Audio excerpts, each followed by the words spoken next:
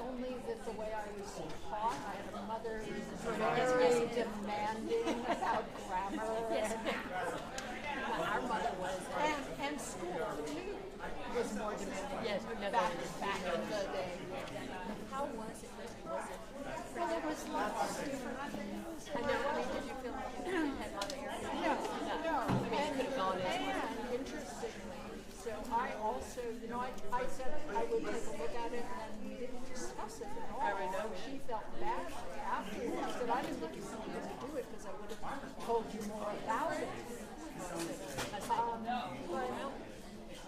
But I made corrections in the HUD part of the writing. They had grammatical and in the spelling errors. It was like they had as many errors as words. Yeah, it was good.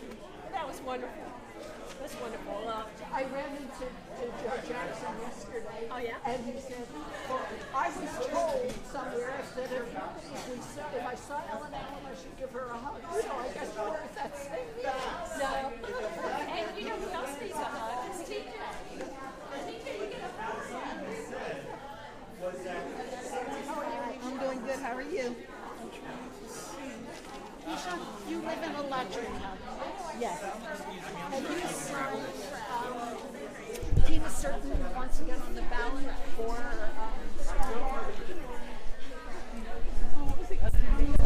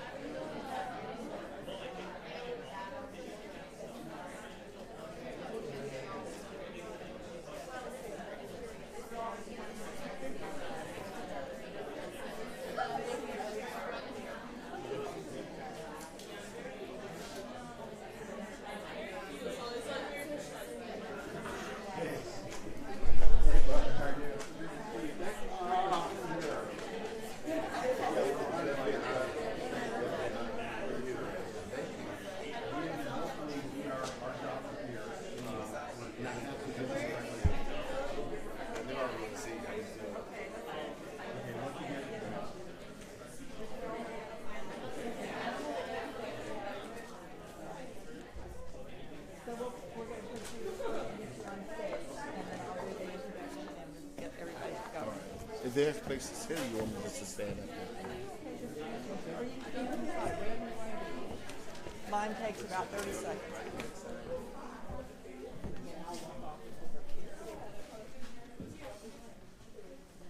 Welcome. I'm Gail Sastad, Associate Director of the Bob Graham Center, and we are so glad to see all of you here tonight. We're delighted to have Desmond Meade with us tonight to talk about restoration of voting rights. At the end, we'll have time for audience Q&A, and we'll ask that you come here to the microphone to ask your questions, since we're streaming and recording this, and it will not get picked up otherwise. Please turn off your cell phones. And now to introduce Desmond is Michonne Rawls, who is president of the 8th Judicial Circuit Bar Association here in town, and she's a master legal skills professor here at UF at the Levin College of Law.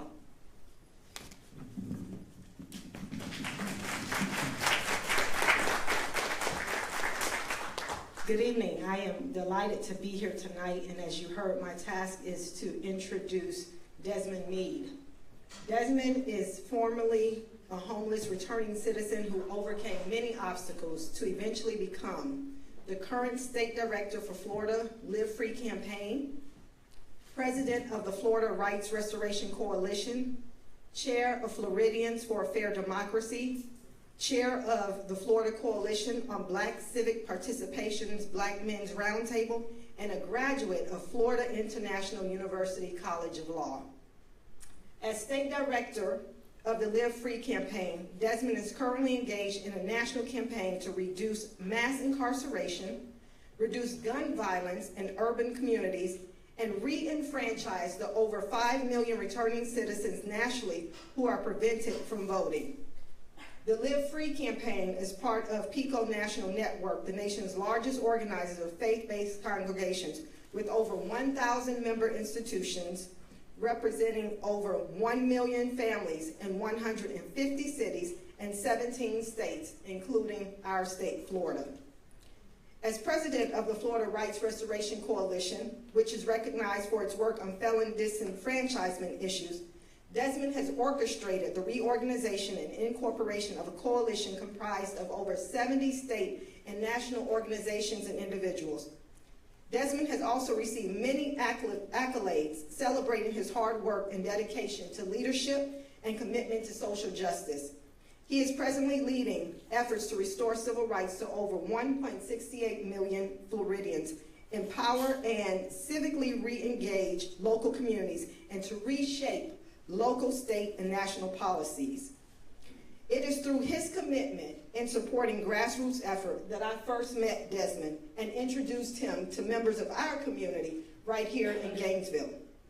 In January of 2013, Desmond was invited to speak at a restoration of civil rights workshop hosted by the Martin Luther King Jr. Commission of Florida.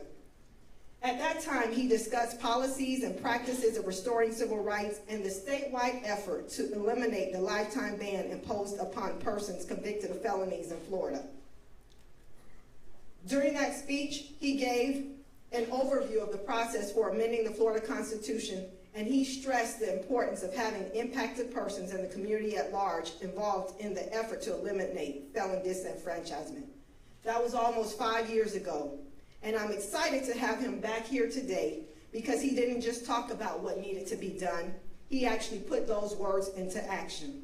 So I must agree with Politic 365 in their decision to name him a game changer. I introduce to you all Desmond Meade.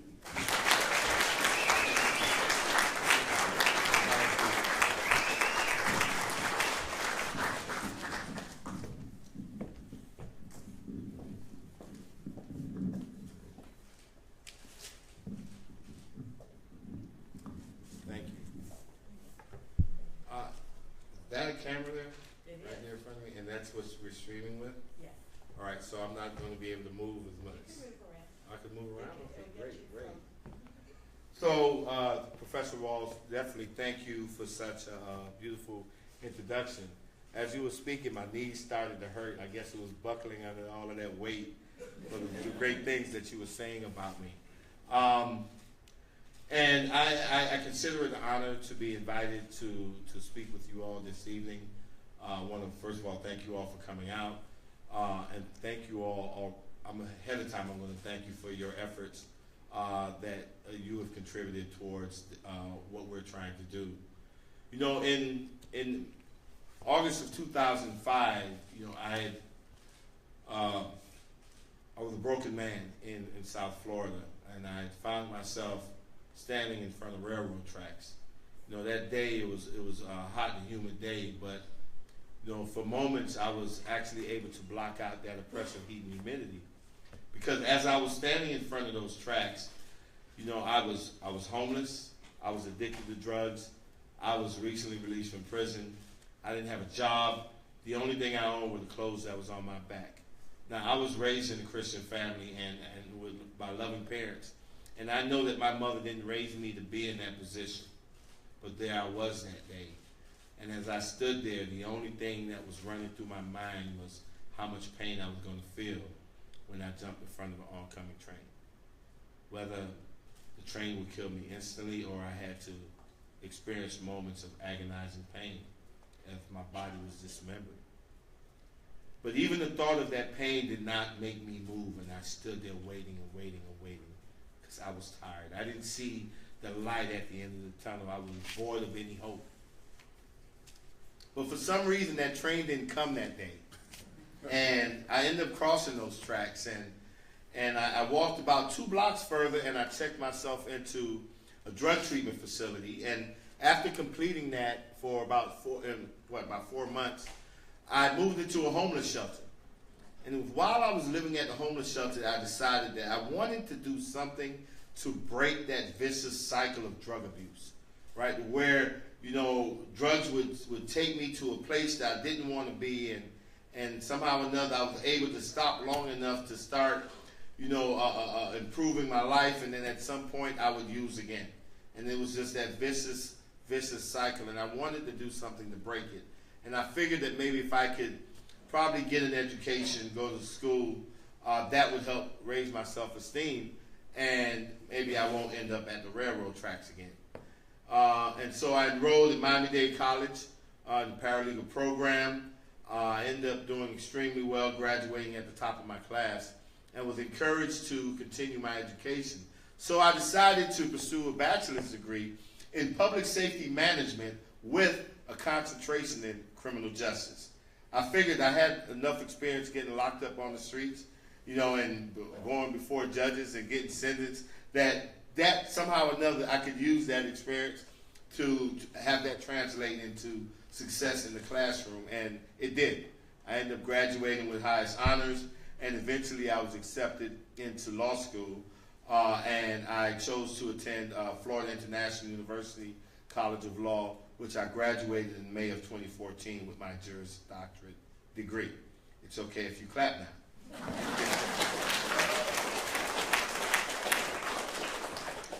And I like to clap not because I want the praise, but it's a setup to let you know that my story does not have a happy ending, right? Because in spite of the many obstacles that I've been able to overcome in life, to the point where I end up even making the dean's list before I graduated, right? I still cannot practice law in the state of Florida because of its current policies. I'm prevented from applying to the Florida bar to even, you know, see if I could take the exam and maybe one day practice law in the state of Florida. There are other collateral consequences that's associated with my loss of civil rights. I can't live anywhere I want to live because a lot of HOAs have written within their provisions restrictions that would prevent me from owning or even renting a home until my civil rights have been restored. And then, of course, the granddaddy of them all is that I still am not allowed to vote. You know, as an advocate for felon reenfranchisement for quite a number of years, my advocacy has taken me to the United Nations. It's taken me to the halls of Congress. It's taken me across this country, across the world. And in spite of all of that, I can never get over that pain that I felt recently when my wife Sheena ran for office and someone asked me if I was excited to be able to vote for her. and it just reminded me that I can't even vote for my own wife. I'm not alone. Today is over 1.68 million people in the state of Florida who cannot vote because of a mistake that they've made in their past. And that's why I'm here. I'm not here for me, or the fact that I couldn't vote for my wife, or because I can't practice law. I'm here because there are over 1 million American citizens in the state of Florida that are being told that their voice does not matter anymore because they committed a felony. They were convicted of a felony. So there's some things that I want to talk about, and then I want to give the audience, you the audience, an opportunity to ask some questions and to challenge maybe some assumptions, and to dig a little deeper into why this issue is so important and why, even if you can vote, why you should care about whether or not I have the opportunity to vote. Is that okay? All right. So the current policy right now states that a person would have to wait 5 or 7 years after they have fully completed their sentence before they're allowed just to apply to have their rights restored. So I'd like to use me as an example. If I was to have completed my sentence today, which is November 2nd of 2017, the current policy would state that I would have to wait until November 2nd of 2024 before I'm allowed just to apply to have my civil rights restored. Now, once I apply in November of 2024, based on the current trends, it wouldn't be until November of 2034 before I would find out if I was lucky enough to be granted a hearing in Tallahassee. So even after waiting 17 years, I am still not guaranteed a hearing. And so if I'm lucky enough to get a hearing in November of 2034, when I walk in those doors, I have less than 0.001% of a chance of having my rights restored, just by walking in. Because the decision to restore a person's civil rights is a purely arbitrary decision that could be made for any reason or none at all. You could be denied it. And what we've seen over the years, if I so much as get a traffic ticket within those 17 years and still get lucky enough to get to that hearing, I could be denied because of that traffic ticket. 17 years after I've served my time. Now, I don't know about you guys, but you know, once you pay that last mortgage payment or that car note, you're not expecting to get another bill in the mail. And if you do, what would be your reaction? My debt was paid in full when I walked out of those prison gates in 2004. Whatever mistakes that I made, whatever crime I committed, I served my time. And then I went beyond just serving my time, and I dedicated my life to giving back to the community. But yet, the state of Florida says that I am not worthy enough to have my voice heard. There is nothing that speaks to American citizenship more than the ability to have your voice heard. There is nothing out there that says that you are a citizen more than being able to walk into a polling location and to cast a ballot for either a local election, state election, or even national election. When we have 46 other states in this country that are allowing people to participate in the democratic process, either after they've completed their sentence or, in the case of Maine and Vermont, while you're still serving your sentence, then there should be no reason why Florida should remain trapped in the Jim Crow era and deny American citizens that basic opportunity to participate in a democracy or a democratic process. Now, when most people think about felons, you know, that's such a harsh word. You know, what conjures up in people's minds are images of primarily African-American men. You know, maybe not as handsome as me, you know, probably have some dreads in their hair and pants are sagging, that's committed some horrible crime.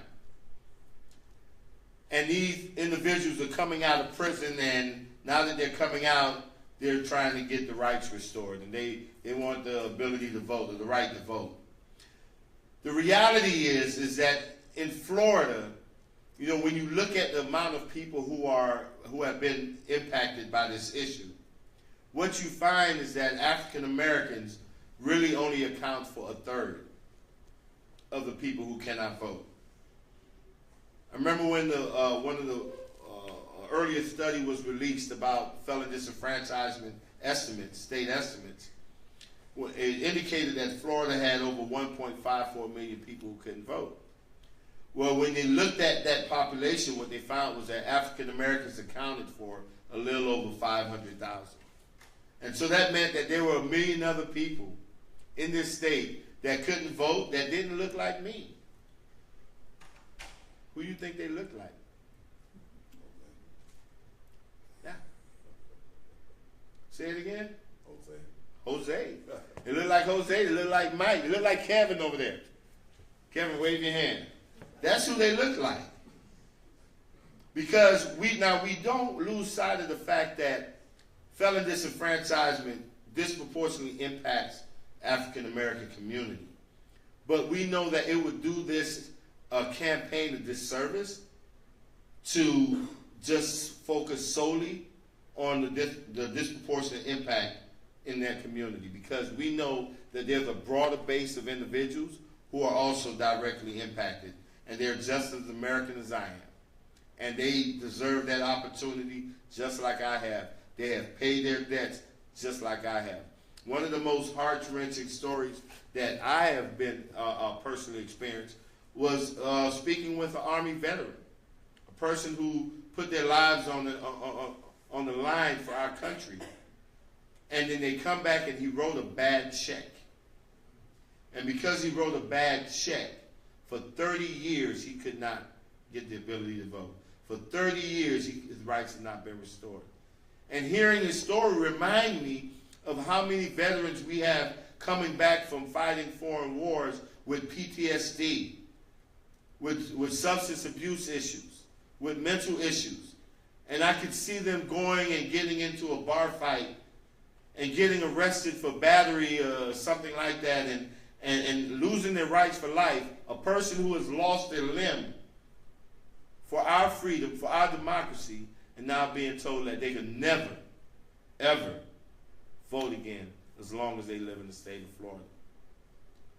These are the kind of things, and these are the kind of stories that keep me moving, you know, and keeps me, as Professor Rawls mentioned, that took me from just talking about it to wanting to do something about it. Because at the end of the day, we're all human beings. We all make mistakes. We all deserve a second chance. We all deserve to have our voices heard. Our democracy needs our voices to be heard, because we know a more inclusive democracy is a more vibrant democracy. And we would rather encourage participation than to try to find ways to prevent citizens from participating in this process. Anyway, I want to stop here because I want to give some time for some Q&A, and I know that your questions is going to allow me to elaborate further on some other issues with this campaign. So thank you all very much.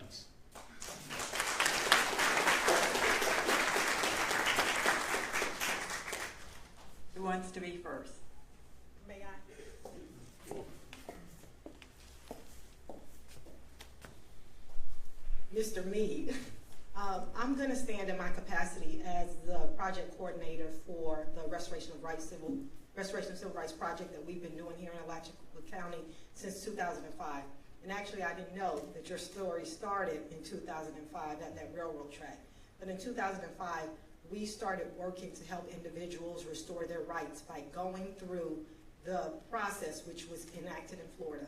And since that time, it has continuously changed.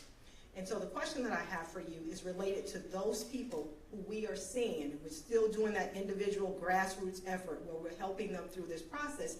But what I'm finding is people are not engaged when it comes to wanting to vote. And so when they are coming to get assistance to have their rights restored, What they truly want is to be able to work, to get housing for their family, to be able to get an education. How do you suggest that we address them, or we advise them, or we discuss with them the importance of not being apathetic about the right to vote? And even though it won't guarantee that job that day, that it is important for them to go through the process. I think that's a great question. It really leads me to talk about a couple things, right? So, and I definitely can't speak on behalf of others, but what I've experienced throughout my journey in Florida, and so let me qualify myself real quick. Right now in my car, I have a 2013 Ford Taurus, and I have over 178,000 miles on my car. I average over 50,000 miles a year on my car driving, and I don't leave the state of Florida. Right? And so I travel from Pensacola to Key West and all points in between, having conversations with people, speaking at events, meeting people in their homes and wherever, talking about this issue. This is what I can tell you, that for a person who have been convicted of a felony, that there are so many obstacles that people face in reentering their community. Now, here's the thing. Number one is that a lot of times when we think about felon disenfranchisement or reentry, we're thinking about people coming out of prison, right? But that population is only really about 25% of the total amount of people who are convicted of felony offenses each year in the state of Florida. All right, and so the overwhelming population that's impacted are people that were never even sentenced to prison, but they face the same barriers, whether it's in housing, education, employment, having their rights restored. What I do know is that individuals coming out of prison, the number one priority for them is a human priority, a basic human need, right? Where am I going to eat? Where am I going to sleep? That is just a natural priority. And sometimes that priority may cause someone to believe that they are not that much interested in voting, right? That they're a bigger fish to fry. And that's understandable because we have to address those basic human needs first. But I'm willing to challenge folks because what I've seen is that the indifference to voting among people who are restricted from voting or believe they cannot vote is just a mechanism to mask the pain of being reminded that they're still not a part of their community. So I will use me for an example. When I was released from prison and someone approached me about registering to vote, then I am going to make light of it. You know what I'm saying? I'm going to brush them off, or I'm going to say, man, I don't have time for that junk. My vote don't count anyhow, right? The reality is yeah, I would love to do that because me being having a voter registration card is like saying I'm part of society. But because I know I can't, because I'm wearing that scarlet letter of shame, I need to mask that pain with some type of indifference. Even like I mentioned earlier, even with the experience that I have as an advocate, when someone asked me if I was getting ready to vote for my wife, it was like they stuck a knife in an old wound and twisted it, right? And so I know, and we've seen cases where people were indifferent to voting, and then when they found out that they never lost their rights and got registered to vote, that they started crying. Tears of joy just came out of their eyes. I've seen grown men cry like a baby when they went to vote for the first time. The same man who months earlier was like he would never go vote because it doesn't matter, his vote won't count, and it don't matter who gets in office, he's still going to have a hard time. But being able to, I think a lot of that indifferences come from masking that pain of not feeling that we're a part of the community. But yeah.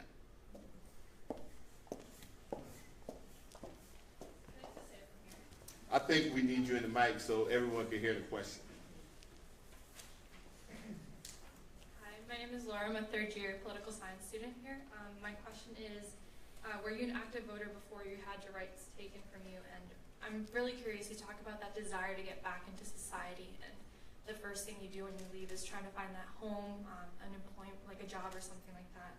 So was there something while you were in prison that made you become an active, like that really pushed you to become an activist in rights restoration? So let me answer the tough question first, and I think it's a great question. Was I an active voter before I lost my rights? Yes, I voted before I lost my rights, and not only did I vote, I went and served my country, right? And for a moment, I mean, I had to even go and see some doctors because I felt that it was an honor. It was something about when I was in the military that made me feel at times that I wanted to go to war.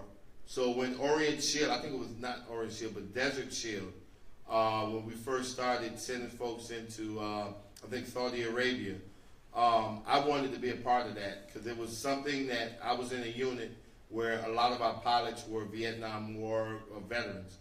And just hearing the stories about that, I thought it was something special being able to put your life on the line for your country. And so, you know, I went as far as joining the military to do that. But then I eventually, of course, lost my ability to vote. It wasn't anything in prison that happened that made me advocate for this. What made me advocate, and it's a long story, so I'm going to let you sit down, but it's a story that maybe I can share with you guys. When I crossed those railroad tracks, I had stopped and asked myself a question. It was a very simple question. It was, Desmond, if you would have died, how many people would come to your funeral? You know, and the immediate answer was 0, because I was homeless, I was hooked on drugs, didn't have identification. I would have been buried in a pauper's grave. And I didn't like that, and so I changed the scenario or the fact pattern, and I created this a scenario which the train, you know, ran me over, and my picture was in the front page of the Miami Herald, top of the fold, of course. Desmond killed by train. Now, how many people would come to your funeral? And I thought long and hard and came up with only 4 people. Only 4. And out of the 4, maybe 2 would have cried. And that thought hit me in the gut like a Mike Tyson blow. And I started questioning myself. And I was like, Desmond, you mean after all these years of living on this planet, only 4 people would care if you died? Have your life been that insignificant? You know, what have you been doing? You know? And I remember taking that feeling with me into the drug treatment facility, and it just so happened that that year, about a month later, Rosa Parks passed away. And I remember when she passed away, they had her body lay in state in the rotunda of the Capitol. And I remember I was in a room in the treatment facility by myself and sitting down, and I was looking at television, and I was looking at how many people were just filing by, paying their last respect, and so many had tears just rolling down their eyes. And as I was looking at that, something just hit me, just came out of nowhere, and it was like, bam, and I just jumped up, and I was like, that's it, that's it. I started screaming at the TV. And I'm like, man, that's it, that's what I want. When I die, I want to be mourned. And my mind just started racing like a runaway locomotive, and I'm thinking, okay, where am I going to have this thing? And I'm trying to figure out the venue, and then I came up with Joe Robbie Stadium. I don't know what it was called back then, because it changed the name every like 2-3 years, right? But it was Sun Life one year, and Joe Robbie, I don't know, pro player. It was Joe Robbie Stadium. I said, okay, I'm going to have my funeral at Joe Robbie Stadium, right? And, I mean, I'm like, I want people on the field and everything. And so as I got the funeral down pat, and I'm like, okay, what type of person would command that type of audience at a funeral? I came up with 2. You either had to be an athlete or a movie star. Now, I played a little football back in my high school days, but my knees were kind of bad. You know, now I stop to think about it, the Dolphins probably still could have used me anyhow, you know, because they need all the help they can get. You know, but at that moment I thought, well, I got my knees shot, I can't play football, so that's out the window. So the only thing left was like a movie star. And what, you know, at the time I'm thinking, you know, Denzel Washington, right? Now, my wife tells me I'm not a bad-looking guy, right? And I don't think I am, but I didn't think I was Denzel Washington type of handsome, right? Now, I tell people today that thank God I didn't think of like Wesley Snipes or Forrest Whitaker, because I know I got them beat, right? But the only thing I could think about was Denzel Washington. And I just said, man, I couldn't be Denzel Washington type of handsome. Now, you know I got Forrest, and I know I can get Wesley as long as I don't take my shirt off, because Wesley got the abs, you know? And I don't have that. So there I go again. I was disappointed. Couldn't be a movie star. Couldn't get my audience. But that disappointment didn't last too long, because I went back to Rosa Parks. And remember that she did something to where we feel the impact of it even up to today. And so I thought that maybe if I could take that pain and suffering and all of that low self-esteem that led me to the railroad tracks and somehow package it in such a way to help others so they don't have to go to the railroad tracks, then they can help others and so on and so on. And before long, I'll be able to pack a stadium, right? But people have like, man, if Desmond didn't do this, my life wouldn't have changed. And so I'm really going to miss this guy. And that was my original intention. And so I set out to do that, not knowing what to do, but it just so happened that prior to leaving treatment, there was a gentleman that approached me and told me that it was something that I said during a session that caused him to experience what we call a paradigm shift, caused him to have a different outlook in life. And I remember when he told me that, something erupted inside of me that I had never felt before in my life. Today I can tell you that what erupted inside of me was a joy that I didn't even know existed. It was also a joy that I was chasing all my life and didn't even know I was chasing it. What I discovered was my purpose. You know, when I look around at nature, I see that, you know, everything that God has created, you know, takes a little and gives a little. And I finally came into the realization that as a human being, as a person that was allowed the opportunity to become into existence in this planet, that there was an obligation for me to give back. That no matter what station I was in life, no matter what position I was at, no matter what situation I was in, that there was always someone else who was worse off than me. And I was obligated to do what I can to sow into their lives. And that is what provided the stimulus or the motivation, the energy and the drive that led to this ballot initiative. Caring about another human being and wanting to leave a mark in on this planet for good. That's what did it.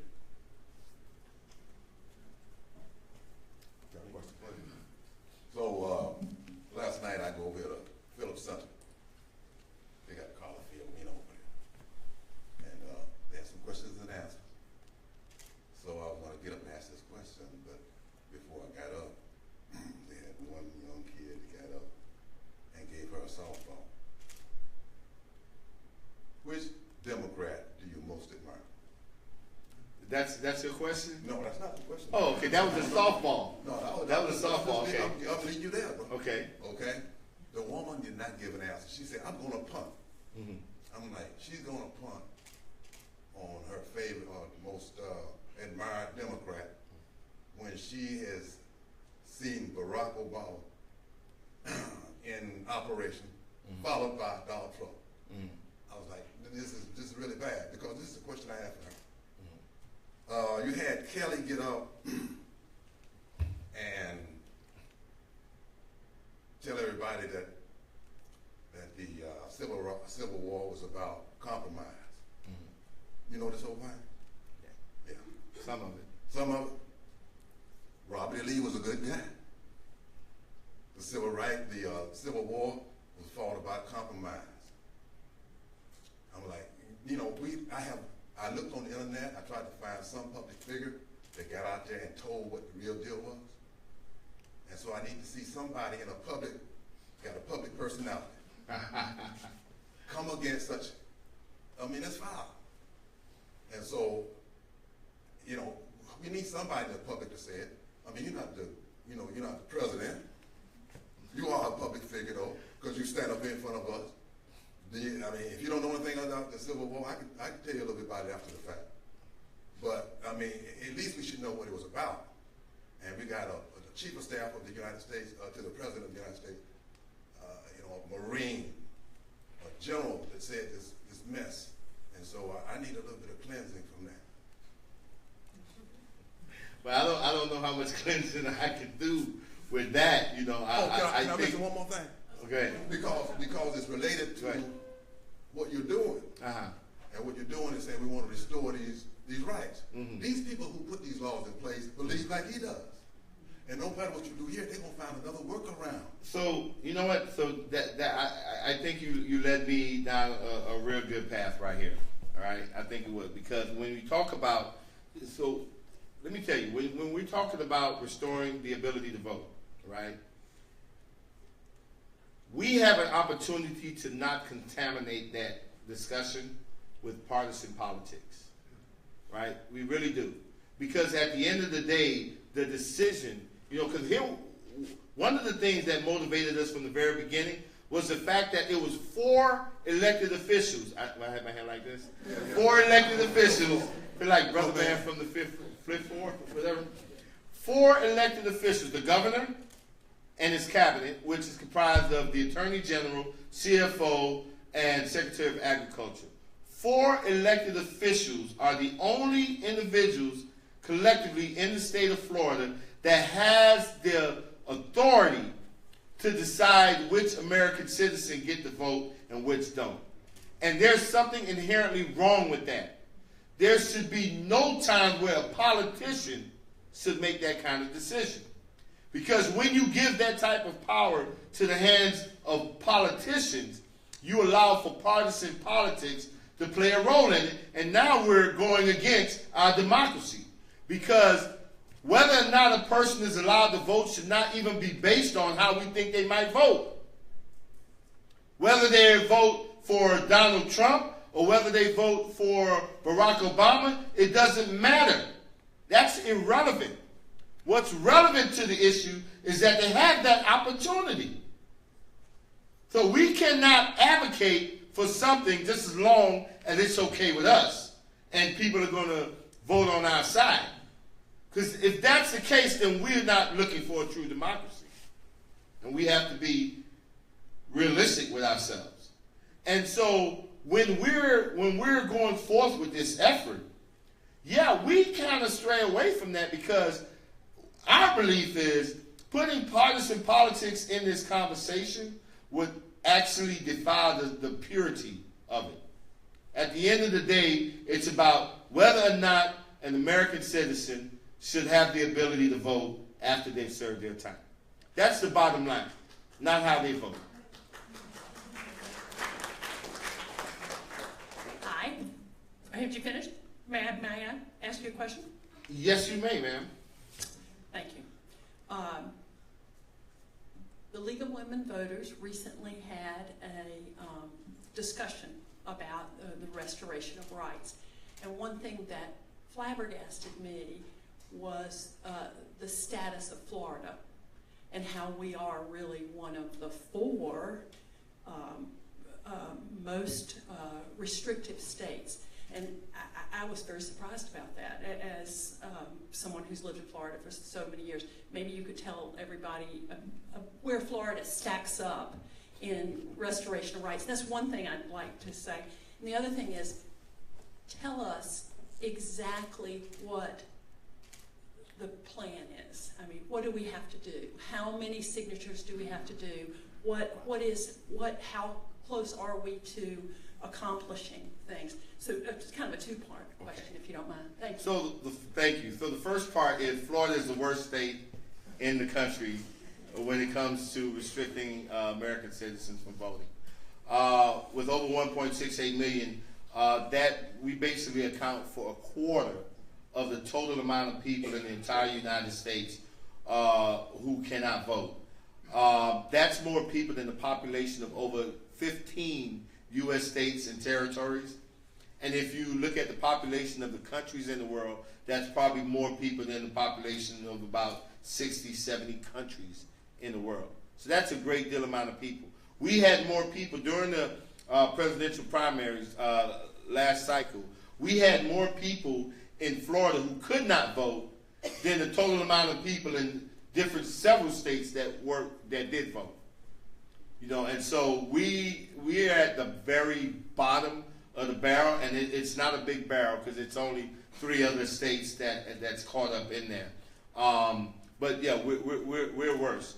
What are we doing? Well, in July we convened over 300 people in Orlando, Florida, and we made an internal goal because we knew we needed 766,000 verified petitions prior to February 1st in order for this measure to be placed on the ballot and allow Florida voters to make a decision as to whether or not we should be a second chance state, right? And so we imposed upon ourselves a goal of collecting 1 million signatures by the end of 2017. Tonight, I am so happy to tell you that we have collected over 750,000 of those signatures already.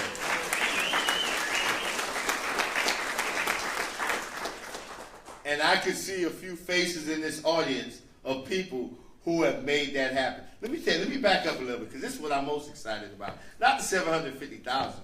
I'm excited about the fact that we even got this far. And the only reason we got this far is because of people that's wearing these shirts right now. The only reason. We actually made history in the state of Florida. We were the only citizens initiative that was able to appear before the Florida Supreme Court without any money. It was based off of pure grassroots volunteer effort. The only one.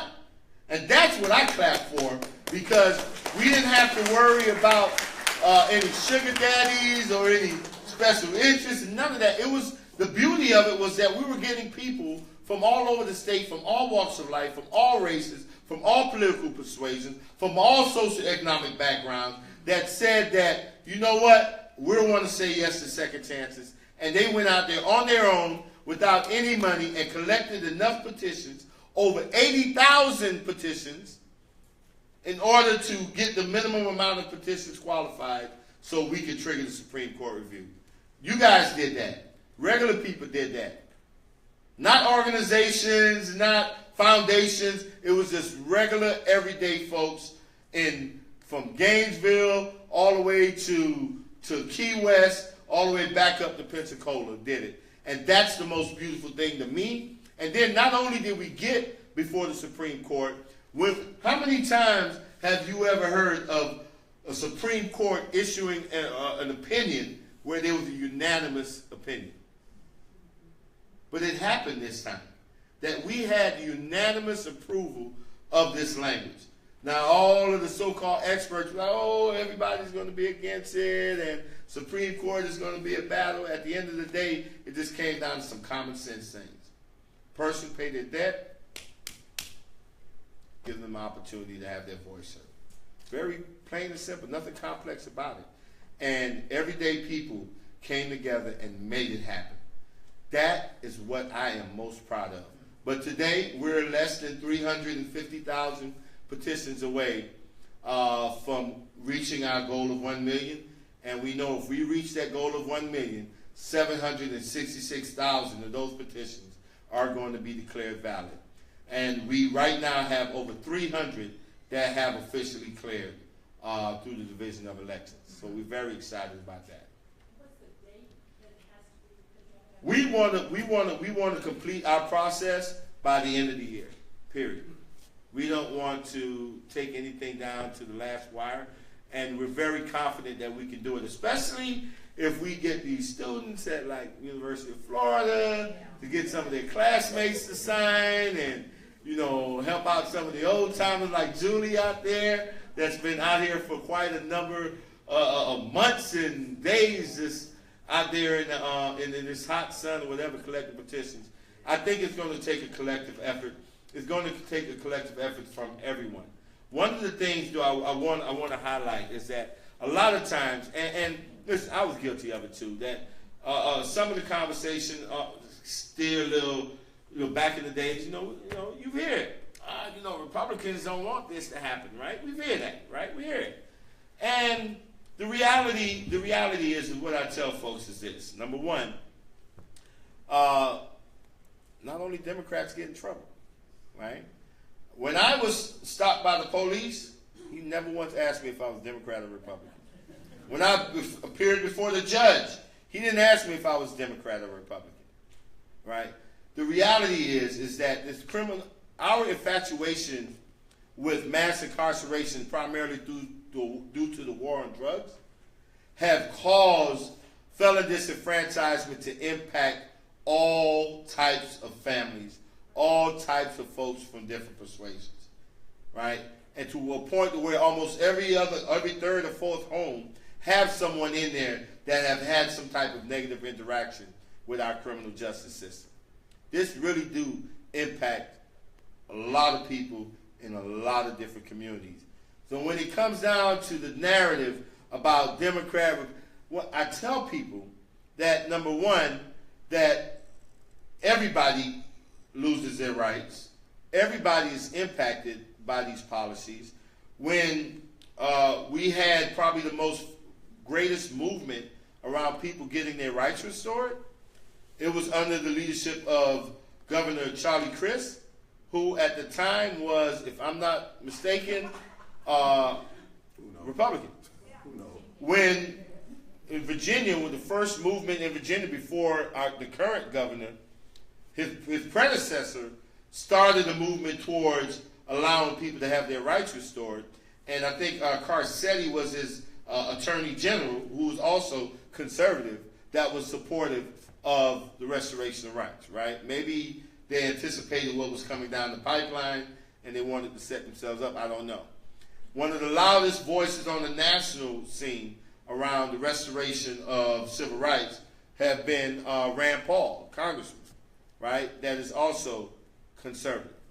When you look at some of the states that are so-called red states, when you look at the state of Texas, even Texas restore rights, right? And so what I like to present is that this goes beyond Democrat, it goes beyond Republican, it goes beyond Democrat Party, Republican Party, Tea Party, whatever party. I think what this sits at as squarely is an all-American issue. An all-American issue that impacts all Americans in some form or fashion. And that's how we're moving forward with this. We stay away from the partisan politics because we know at the end of the day, when you look around, everybody's impacted. And that should be at the core of our message. That should be at the core of your message, right? Because we don't know how people are going to vote. We shouldn't care how people can vote. We should care more about whether or not they have the right to vote or the ability to have their voice heard. And our job is to educate people, and hopefully they make intelligent decisions. Welcome to Gainesville, Desmond. Pleasure Good to see be you here. again. Julie Taylor, and I've been working on this with our group for over a year, almost a year now. And there are some folks from Bradford County, Putnam County, Latchville County, Gainesville, hey sir. And I just want to stress that we have a time crunch here. We have until the end of the year. That's 8 weeks. There's no more pussyfooting around. We've got to get the petitions signed. And we need help in the rural communities in particular. So I know a lot of us have already been doing a lot of work. We need more of you to do more work. We have 8 weeks. Let's get it done. We are so close.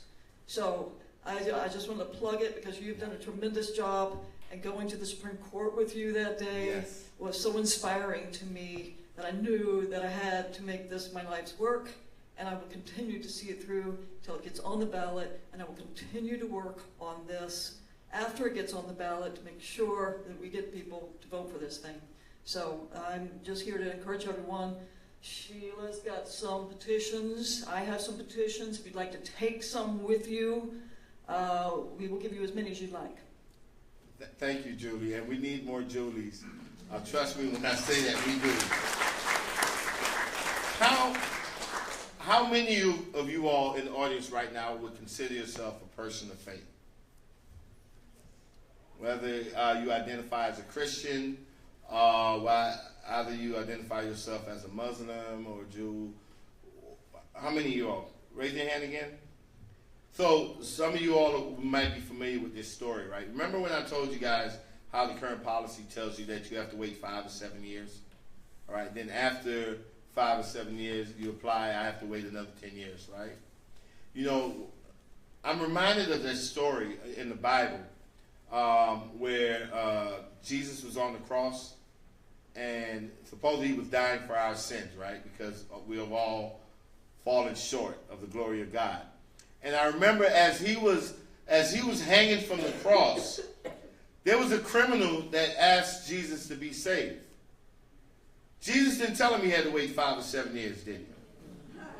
Did he? What did he say? What did he say? He said, this day you shall be with me in paradise. And the reason why I say that, because if you are a person of faith, there is nothing that speaks to your faith more than what this campaign is all about. When you talk about what sits at the foundation, whether it's Christianity, Judaism, Islam, what sits at its core is that concept of forgiveness, redemption, restoration. That's what sits there. That's what everything about our faith is built upon. Especially, I can speak with authority from the Christian perspective, right? Because not only do I know that forgiveness and redemption it sits at the base of Christianity, what I do know is that we have engaged in rituals that said that we must support second chances. It says it. We say it every time. We've been saying it from the time we were kids. When we got on our knees and said, our Father which art in heaven, how hallowed is your name. And we kept talking till we got to one point in that prayer. It was the only conditional element in the Lord's Prayer. It's only one time that conditions were laid out. For you law students, this is where we're having this, what they call that? In contracts, considerations and the offer and everything. Everything was wrapped up in this when it got to the point where this says, and forgive us for our trespasses, right? As we forgive those who trespass against us. So basically we're saying, God, we want you to forgive us, but only if we have it within our own heart to forgive somebody else. We're saying, God, we want you to give me a second chance only if I'm supportive of somebody else getting a second chance. Because if I'm not supportive of that, then I don't want your forgiveness. I'm not worthy of your forgiveness. And so as a person of faith, if there's nothing else to motivate you to connect with Julie, to do something in your congregation, to do something in your community or on campus, if there's nothing else that can motivate you to do so, your own faith should. Because your ability to be forgiven by your higher power rests on your ability to forgive others. So will you say yes to second chances?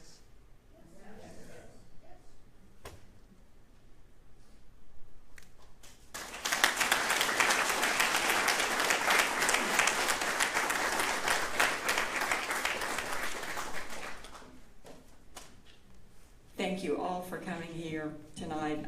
I know Desmond will be here to speak with you if you have any comments that you want to make to him. In the back, the table is there. If you want to sign a petition or get any petitions, and we'll see you, I hope, next week.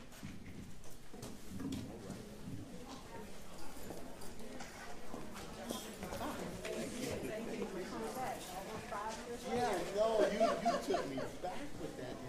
5 years later. I remember he was talking about what we should be doing.